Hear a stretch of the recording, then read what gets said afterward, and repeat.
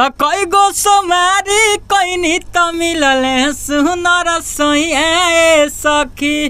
Continue लागा रही नु हमारा जी में दोसर कोनो काम थोड़े बा। तो चलो बिछावा ना प मजा दो हमके कि आज भर ढील दो ढोली जनी छील दो आ थाकल बा में आज जनी हो वाला फील दो।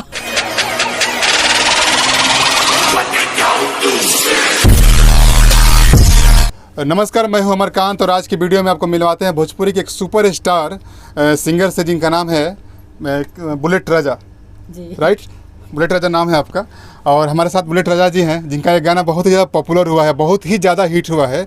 गाना को चैनल से उतारने के बाद भी गाना हिट है, इसका मतलब समझते हैं कितना हिट है। तो सबसे पहले तो स्वागत है हमारे चैनल में आपका। नमस्ते, प्रणाम। और जितने भी मेरे भाई देख रहे हैं दिल से लव यू, और ऐसे ही प्यार दुलार देते रहिए और इस चैनल को भी। सावन का महीना चल रहा है, एक गीत पहले सावन का हो जाए। एक गाना गाए थे हम कि खोजले बाणे बड़ी मेहनत से हमार भैया सखी, कि खोजले बाणे बड़ी मेहनत से हमार भैया सखी। तो कई गो सोमारी कईनी तो मिलले सुनर सोई सखी। तो कई गो सोमारी कईनी तो मिलले सुनर सोई सखी। कितना साल से भोजपुरी में गाना गा रहे हैं? हो गया 4-5 साल। 4-5 साल हो गया। हाँ। 4-5 साल में स्टार बन जाना ये भी बड़ी बात है। हम कंटिन्यू लागा रही नु हमारा जी में दोसर कोनो काम थोड़े बा। उ जे 10 साल से मेहनत करता नहीं क्या होता उनकर का बारे में का? अब वो लोग के बारे में हम देखे थोड़े गइल बानी कि का करत। स्टार बने खातिर नया नया कलाकार के जिससे वो भी मार्केट में रन करे, ओकरा का करे के चाहिए? पहले पैसा चाहिए।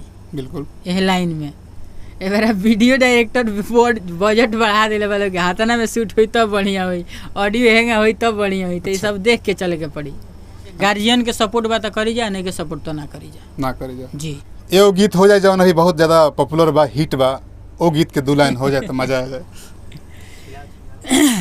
घर में छिपकली जैसे चिपके दीवार से, ओ हिंगा चिपक जा तू अपना भतार से। आ 1.5 दिन पनई हर से अइलू हकार से, आ रात भर मजा आज लेबे द तू प्यार से। वहाँ से लड़की का लाइन है। कौन लड़की गईले रही गाना? नेहा राज गईले बड़ी वो स्टारे बड़ी कि आज भर ढील दो ढोली जनी छील दो आ थाकल बा में आज जनी हो वाला फील दो। अच्छा, इस तरह का गाना जब आप लोग रिकॉर्ड करते हैं, ये गाना अश्लील है या नहीं ये बताइए? देखी की का कहला ओकरा फेरा में नहीं के ओकरा फेरा के बातें हटाई। अश्लील गावेला से ना अश्लील कोयला से होला, बुझनी? वीडियो में तो अश्लील कइल बा ना। कहाँ वीडियो में अश्लील नहीं के भाई? तो उतना तो बंद कमरों में होला मर्द मेहरारू के संगे। एगो सैड सॉन्ग हो जाए, सैड सॉन्ग हो जाएगा। सैड सॉन्ग तो याद नहीं पर सब एबार उहे हो वाला फील वाला याद पड़ता है गाना। एगो और गाना तब हो जाए वही में के एगो और गाना हो जाए वही वाला कि यदि प्यार बा गुनाह तो सजा दो हमके, आना तो चलो बिछावा ना प मजा दो हमके। गाना रिलीज होइल बा, वीडियो कौन कंपनी से आई? रागनी म्यूजिक से। तो सुनी जा, प्यार से दी जा। अभी आवे वाला प्रोजेक्ट के बारे में कुछ दर्शकगण के अपन बताएं। आवते बाटे कब आवता? सावन अब एगो और सोमारी बा, काल बीत जाई ओकरा बाद आई।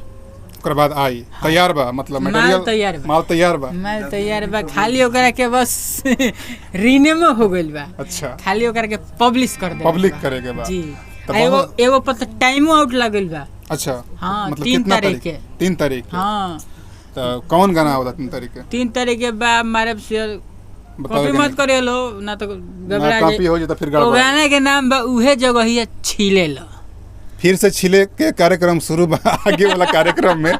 तो सॉरी हमारा तरफ से निकलता था, लेकिन अब जौन चल रहल बा ओकरा के दिखावे के पड़ी, वीडियो के काम बा ई दिखावल। जय माता। इस तरीके के प्यार पब्लिक दे रहल बा, ओकरा बारे में पब्लिक के दिल से लव यू, इतने प्यार दुलार देवे खातिर और यहाँ बनौले रह जा, हम उड़ौले रहते नहीं। तो हमारे साथ थे भोजपुरी के सुपरस्टार बुलेट राजा जी, और इस तरह के बहुत सिंगर्स आपको मिलवाएंगे। तो वीडियो में इस तरह कंटिन्यू बने रहिए, चैनल को सब्सक्राइब कीजिए, लाइक कीजिए, कमेंट कीजिए, और मिलते हैं फिर अगले वीडियो में। बाय।